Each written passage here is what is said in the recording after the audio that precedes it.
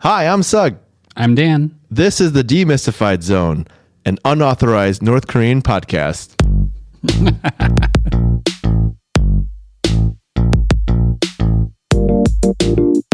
What's up, Dan? Hey. Welcome back. Thank you, man. I missed you. I missed you too. You were gone. I was texting you on my trip. Well, I wasn't texting back. Yeah, we're a little Did bit. I? Honestly, I've been gone too, but just yeah. not as far as you went. Yeah. For those who don't know, Dan is returned from the motherland. Yes. We don't want to be too specific in case someone's listening. We don't want to say he flew a particular private airline. Just kidding, he didn't. I did not. He didn't. Yeah, I went to Korea again. Yeah. What did you watch on the plane? How many movies do you watch on that ride? So on the way there, I don't know. I just wasn't feeling the movies. So I just listened to a bunch of podcasts and tried to sleep. 14 and a half hours. That's brutal. 14 and a half hours. It was Did you have an upgraded seat?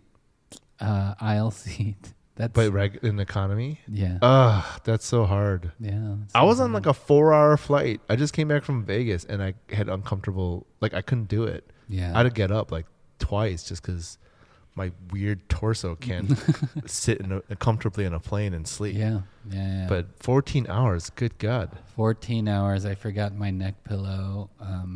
Oh. It was bad. Was it packed? Yeah. They're always packed now. Really? After the pandemic. Yeah. How many Koreans versus other non-Koreans are on there? Okay. Interestingly, maybe not interestingly, a lot more Koreans on the flight there than on the flight back. So we're sending Koreans there, but we're not taking them back? Is that what I'm getting? I think, Incheon Airport is like the hub for a lot of, Asian countries. So Yeah. I saw a lot of people from the Philippines and Southeast Asia. Sure. China, all those. Was that direct flight from Chicago? From Chicago to Incheon, yeah. Oh, wow. 14. And Wow. it's because you can't fly over Russia now. Okay. So talk about geopolitics. You have to, you do an arch over Alaska into Russia through China and then to Korea. That's the direct route, you mean? That's the direct That would have route. been the direct route. So you have to cut it short of Russia, which adds another hour. Is that because they Thanks, want to fly Russia. over land and they don't want to be over open water in case something happens? Oh. Why do they take that route? Is that just the because direct of route? the war and Russia. No. I know that. I'm just Yeah. saying, but normally, why would they take that route? Is that the most direct route? It's the direct route. To go over land? No, it's just... Am I not understanding the It's world just the most and how direct- it's shaped? Yeah, because if you take a string on a globe Yes. and you connect Chicago to Incheon, it'll be over Alaska. This route, this circuitous route, is actually the most direct That's a route. huge word you just used. Yeah. Oh my gosh, my brain just blew up. Circuitous. It's the arc. Yeah, that's... But I get it. yeah. Okay. Now it takes longer. It So it would have takes been, what, like a longer. 12-hour flight normally? Like 13. Now it's 14 and a half. Brutal. Oof. Well, On the way back, it was like 11 and a half, which was nice. Why it is felt it? like why is it always nothing. faster? Is it because the winds? The with wind. I think it's because the of the wind. world spins at a certain rate, and we're going faster on the way back. I think it's because of the wind, but I'm not sure. Well, that's I guess what I meant. The world's spinning, and the wind is spinning in that way. You guys like my physics here? Am I coming off as the most smart, intelligent So the podcast movies host that ever? I watched on the way back was A Star Is Born, which I cried, and another one. This is a newer one, Past Lives. Okay, I'm going to talk about this movie, but only in that because I haven't seen it. Oh, okay. Probably because, and she's gonna get mad. She doesn't listen to our podcast, but my wife is forbidding me to watch it. Why? Not forbidding me. I'm just Because saying, she wants she's to watch it with you. No, exact opposite. She's already watched it, so I don't. Okay, so she just thinks I won't like it. Oh, okay. But then it's it's one of those things where we're with friends, and she's like, "You guys gotta watch Past Lives." And I'm always like, "Wait, why can't I want to watch it?" And she's like, "No, you're not gonna like it." And I'm like, "Wait, why? That hurts my feelings." It is. I heard it was really good though. Now I'm gonna watch it. your Jean-Claude Van Damme type of movie. Come on. That you know what? That's an unfair portrayal Dude, of my every movie taste. episode I'm not saying I don't love Jean-Claude Van Damme. Don't confuse my words, okay? I'm not saying I don't love, but I have more things I like. Okay. But I will watch it. I've just heard nothing good things, but you liked it. It was beautiful. I thought it was really, really good. And it's about Koreans and the return to Korea kind of deal, right? Sort of, yeah. Yeah, I don't even know what it's about. I just know I'm not allowed to watch it. Where can one watch this? It was in the theaters this summer, I think. Oh, okay. But now I think it's on streaming. You can rent it now, but then it's on all the airlines. Like, it made it on all the airlines. Yeah. That I'm not allowed to watch. It's about being Korean and having to grapple with your new identity here in America and just your identity as a Korean as well. Which I was feeling, right? Yeah. Yeah. And you're going to Korea. That's what I was That's feeling. why it hit you harder? Yeah, I think so. Not A Star is Born, like your rise to a musical pop star. That hasn't happened You didn't for relate. me yet. You didn't relate as hard. Like, No. man, why won't anyone discover me? I've been mopping this bar for years, singing my songs. My kids really like my songs. That's about it. Do they? They do. They love them. They jam out with you? They tell me to start a Spotify music thing. Hello? Why not? I just don't have the courage, man. Do it. We support you. My nose is too big for We the support- industry. What? What? Okay. That's what the executives told me. Well, you're beautiful in my eyes, Dan. And that's the great thing about radio. No one has to look at your face. I don't know if you heard that before. Face for radio. Yeah. Yes. Even though we record our faces right now, you guys don't need to see us if you don't want. You don't need They have a to. choice now. They Everyone have has a a choice. choice now. They don't have to look at your face. I- But they can I- hear your angelic voice. They can. Well, welcome back. And since you just returned from the motherland, I did. I feel like we need to do we need to do an update. Yeah. We need to update what's Korea like these days? What's going on? What's the zeitgeist? What's the buzz? Tell us. What news have you from the motherland? Tell us. Yeah. I mean, okay. So as far as global politics and events around the world, I think South Korea is too busy to care about very many things, especially even North Korea. It doesn't seem like anyone really cares or even knows about the issues. But I will say, in talking to government officials, they are afraid now of a Hamas-style attack on South Korea, and they are preparing diligently for something like that. The government is preparing. The government, yes. And they're worried North Korea is going to attack them just because of the general nature of things in the world right now. Unsettling things. Yeah, they saw it happen over there, and now they're like, whoa, I don't think we're prepared for that. So they're preparing themselves. And so what is the general public so busy that they're not blinking an eye? What's everyone everyone up works to over there? 70 hours a week, and an hour and a half commute is pretty normal. So on top of that, it's these giant commutes.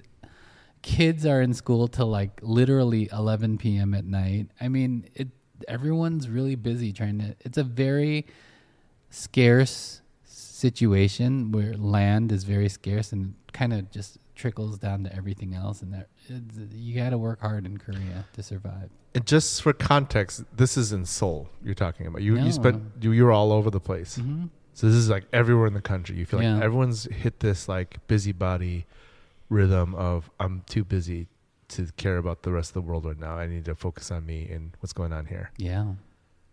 Interesting. Any rumblings or hints of rumblings about North Korea from anyone? Well, I mean, most of the people that I spend time with out there are North Korean. Yes. And what's their perspective? How do they feel about the current state of the union? I mean, I don't think they care either, actually, because they're just mad at their country. You know, they're very. I've spoke to some people. They're mad about North Korea after escaping from North Korea. Yeah. Yeah, I heard some really dark stories this time. I mean, and it was like a conversation that was like, those are the kind of people that live in North Korea, sort of thing. We just did an episode about the how-to, right? We did a how-to defect from North Korea. Yeah.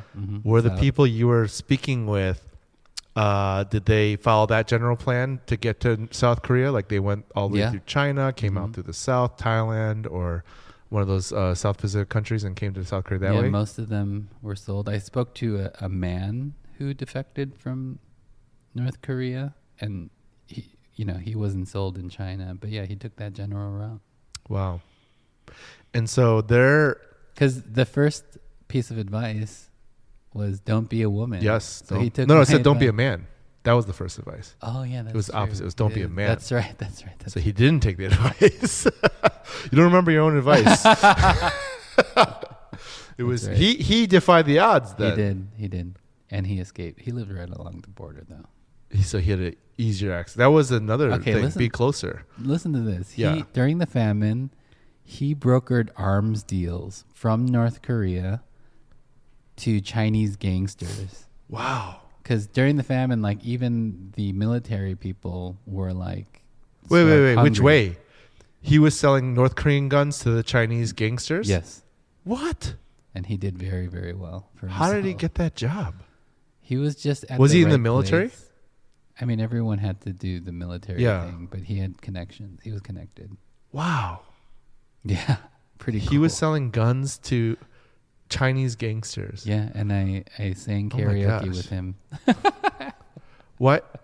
Okay, I don't want to spend it all on him, but this is a super interesting. We'll have to do an episode on this is sort of him appropriate for our topic. This is true. Yeah. That's just really interesting. Yeah. But let's pull back. Let's pull back. Since we just want to get a pulse on North Korea and where are they right now? Where do they stand in the geopolitical climate we are in today, which is very stressful. Yeah. The last 5 years have been super stressful. Yeah. But especially in the last 2 years, it's just, now we're adding like more conflicts one after the other right now. Let's just do like an assessment. Let's do where does North Korea stand? How are they positioning themselves? What are the different things? So let's go through. Well, top of mind first for you. What is your impression when I ask that question? Where's North Korea? I think they are a little bit more important in the world than they used to be. Okay, explain. The world is at war right now. Ukraine, in Israel, in Palestine, potentially Taiwan, in China. South America, too. There's a lot of conflicts brewing down there. And you need weapons. So from Russia and China, right, for Russia, it's not like the biggest arms manufacturers in America will sell them arms, we think. Yeah. We think. Yeah. Yes. But so they have to go to their friends, and we spoke about this. They have to go to North Korea. And much like my friend who I met in South Korea who sold arms to Chinese gangsters, this is the one asset that North Korea has. Yeah. At all times, they have weapons. Right? Yeah. And that's why during a famine, when you need food, you're willing to sell your assets to whatever, right?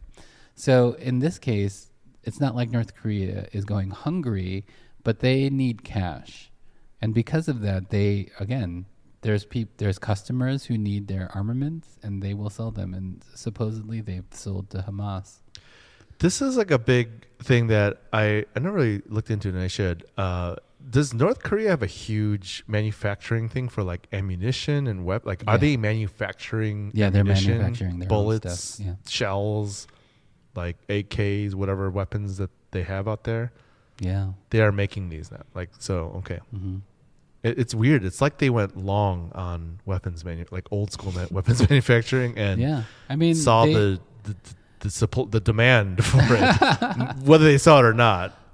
I think they were planning on using it originally, and then they just kind of like luckily fell into this long play of weapons and ammunition. Yeah, which makes sense because there's a lot, for someone with no rules on who they'll sell to or how much, they're definitely in a good position to be able to disperse what they have.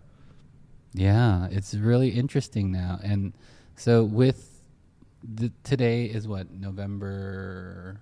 It's mid-November. November 17th. There is a war in Ukraine and there's a war in Israel, and they're providing munitions for them. And now people are saying China, licking their chops. America is occupied with 2 conflicts, and they're Taiwan's biggest protector.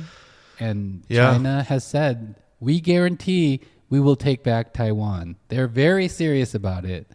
And well, that makes it okay. So we're talking about November 17th. APEC is happening right now. Yeah, it's finishing up this weekend, and Xi Jinping Jinping just met with Biden. Yeah, and it was just all happy-go-lucky, and everyone was applauding this meeting. It looked he had said generally positive things, both of them, and it looks, at least from the outside, that this is a positive step forward for U.S.-China relations, which everyone is staring at, right? Because we are the 2 economic powerhouses that run the world, literally. Yeah, and if we get into a proxy war.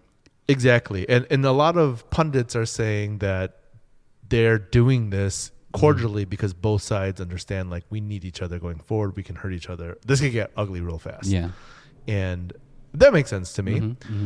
It is interesting, though, like when you say things about like how, because I had just heard this morning that someone I went through this, I heard this article just going through the list of wrongs on both sides in the last like couple years. Okay. The spy balloon from China. Oh, yeah, that's right.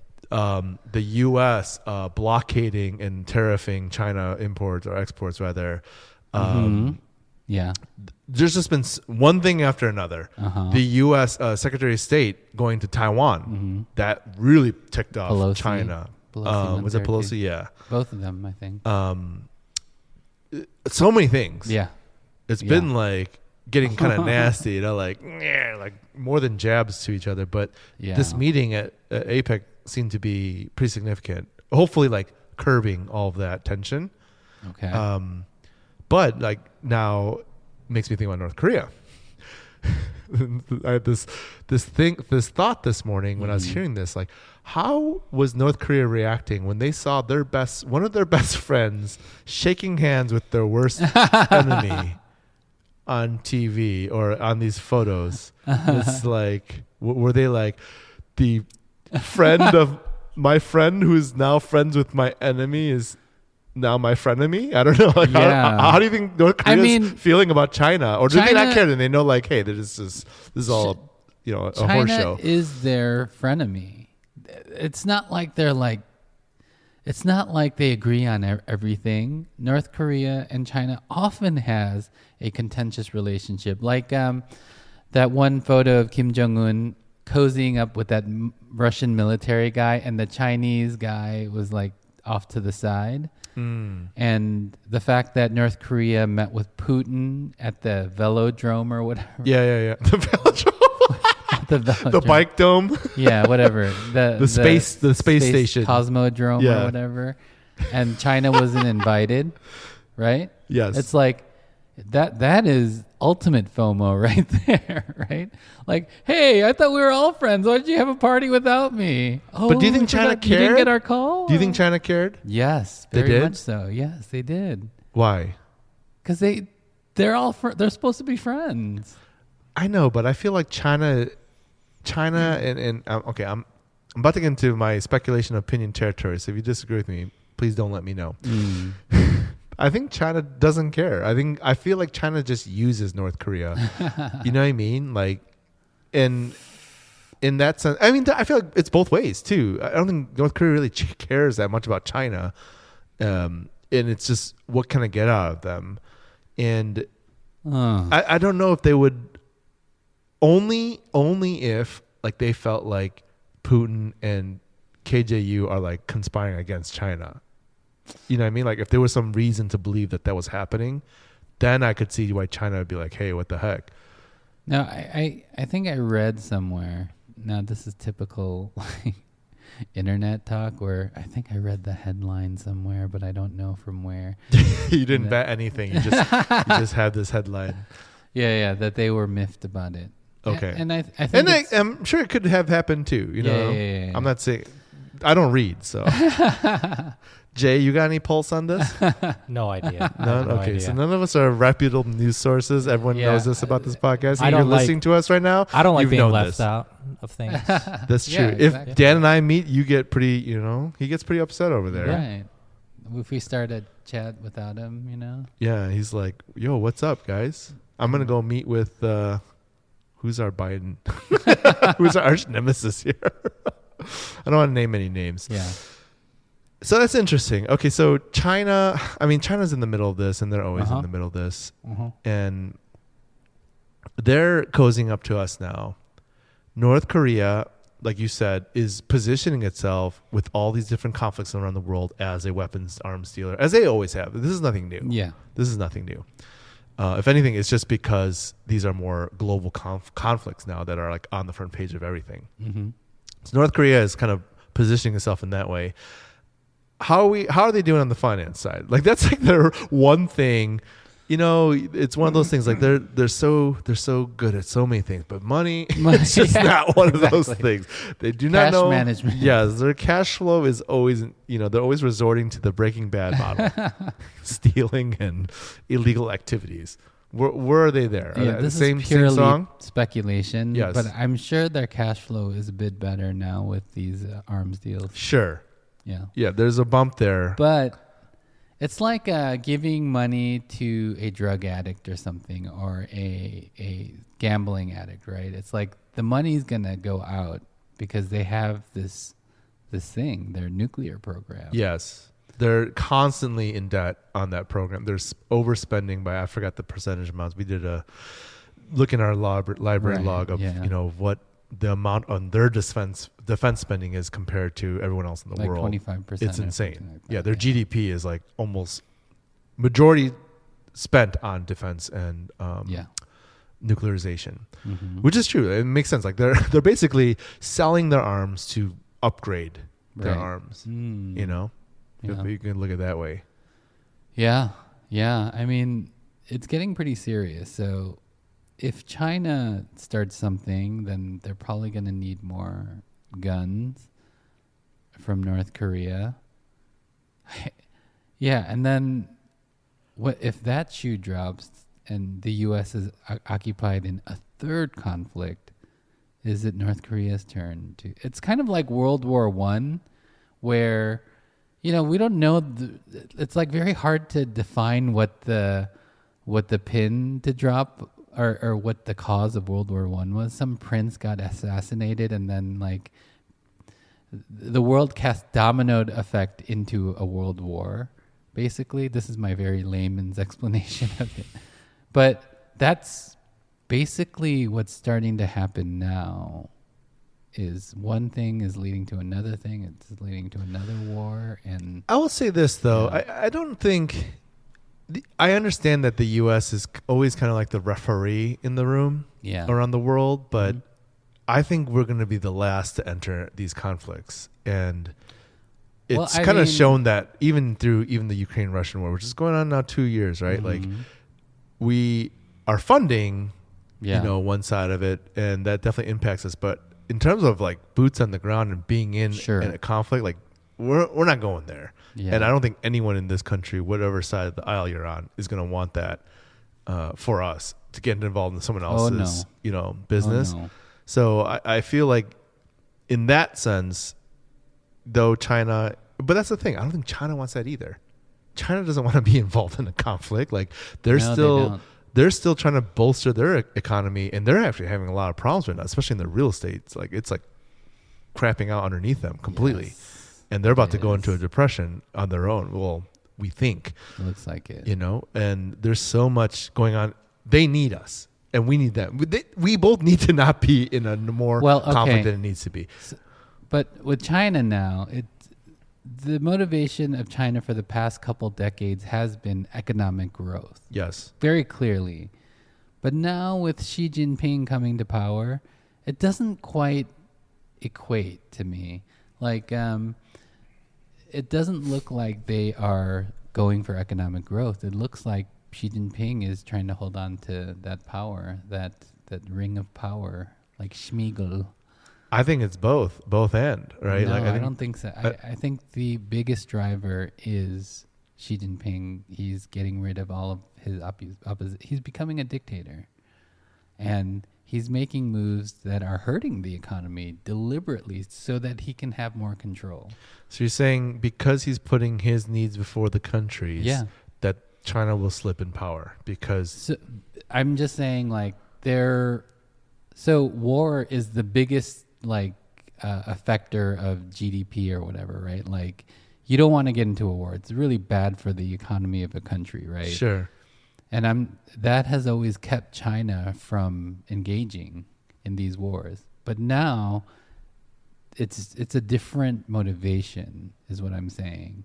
And if Xi Jinping, for his power's sake or ego's sake, wants to engage, I think they will. With Taiwan? With Taiwan. And other conflicts, maybe. So How would that think it's a benefit him, different though, China politically? now. I mean, how does Ukraine benefit Putin? It's just like this ego thing. It's like, no, this is mine, and I'm going to take it. And, Yeah. And when you go into war, it's like, oh, I could take more power. I could subordinate my enemies more, right? Like Russia, anyone who's against the war gets sent away, blah, blah, blah. It's just an excuse for the powers that be to sort of clamp down on dissension too. Let me pivot this back to North Korea. No, Yeah. I'm not saying I'm not disagreeing with you. I don't know if I have an opinion on that yet. Yeah. But let me pivot this back to North Korea and where they are globally. So finance-wise, sure, they're always struggling. Trade-wise, they're always struggling. Yeah. Minerals and natural resources, Yeah. supposedly they have bountiful, but they're not able to leverage it right Yeah. now because of trade, right? Mhm. Because of relations with other countries. Because they don't have gasoline. Yes. In other sectors, innovation, all this, they're never a player in any of those. Yeah. Are they in the same spot? Are they better? Are they, like, overall, how are we grading them on the world power scale of things? Like military wise, that's the only area they've grown every year, right? Yeah. That's every year consistently. Military's bigger, they have Right. more, and we don't always have exact numbers, but we just know that they spend a ton of money in their military. So they are inevitably going to be growing. I mean, the question, I think, is really, it's like the U.S., the economy is so strong, innovation is so high in America that we've been able to leverage that into military growth, right? And every other growth. For example, NASA, right? When we sent people to the moon, that not only gave us technologies to send people to the moon, but like everything else, like microchips and Velcro and all these innovations trickled down into society, right? Sure.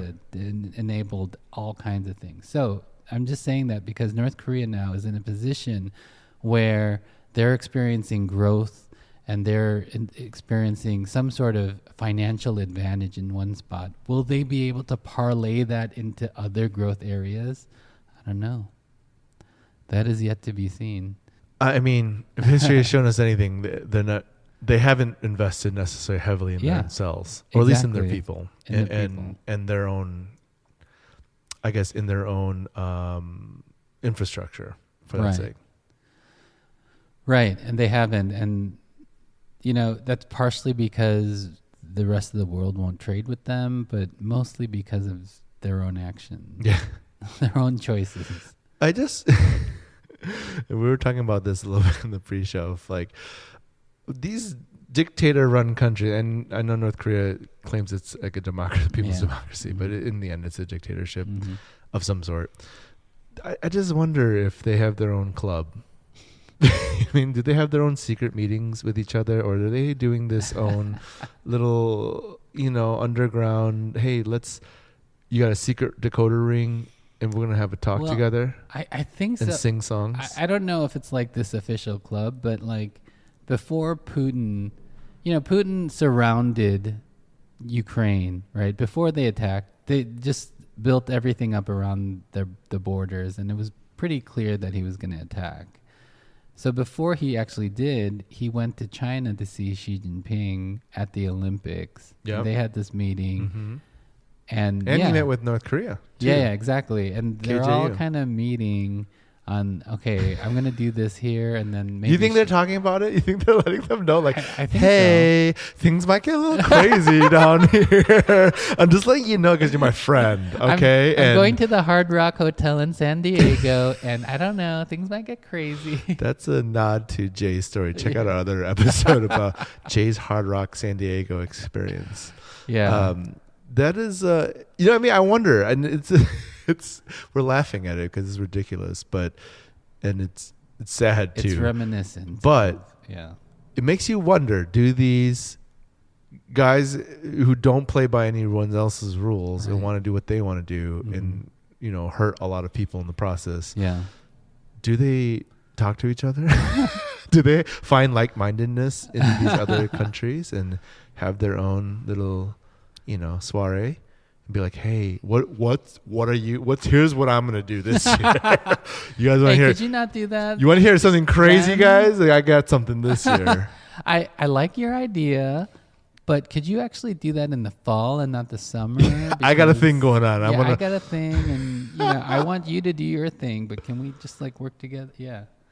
I can only imagine if these meetings do exist that KJU shows up and he's like the awkward dude that doesn't know how to fit in. He's like, I'm gonna shoot missiles over at Japan. He just like blurts it out in the meeting, and everyone's like, what? What the heck? I shot a missile over at Japan. 2 of them. They didn't make it, but I could have made it if I wanted to.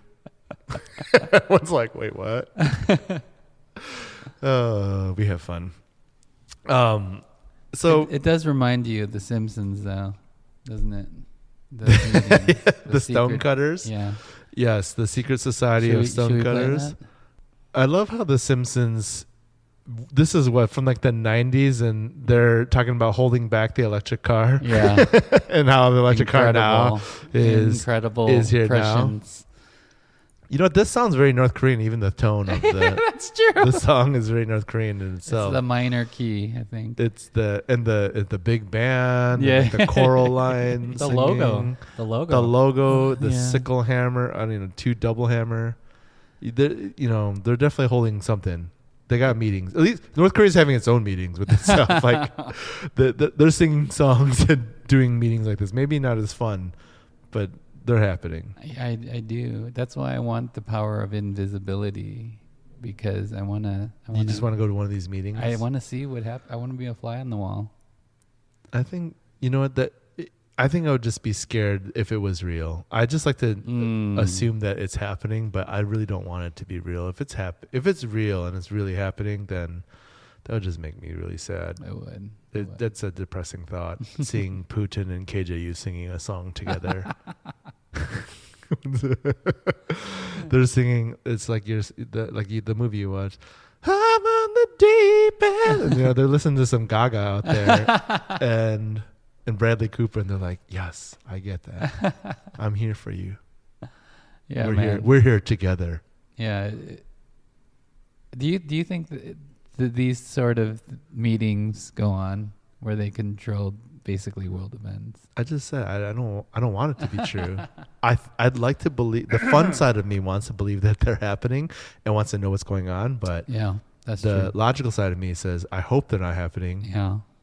Nothing good happens when you have, people with a ton of power who are not rational or don't care too much about others, put others in front of themselves. Mm-hmm.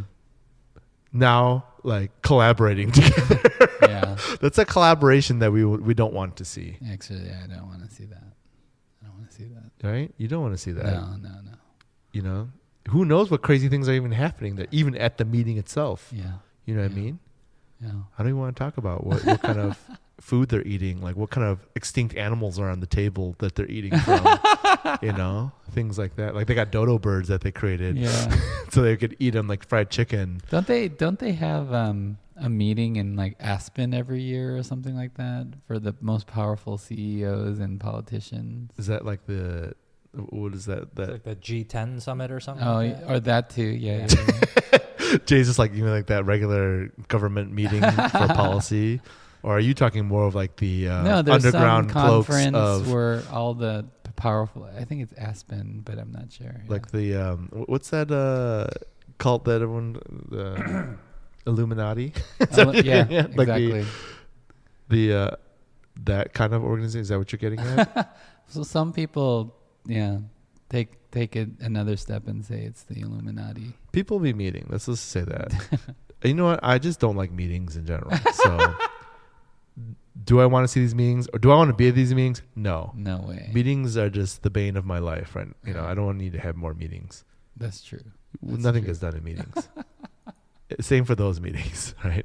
Hopefully it's the same, actually, that nothing is actually getting done in those meetings. They spent like 20 minutes on just the introductions of people alone per person, and then by that time, everyone's like exhausted. It's a nightmare. They go through like they introduce each other with like 10,000, adjectives of who they are and how great they are.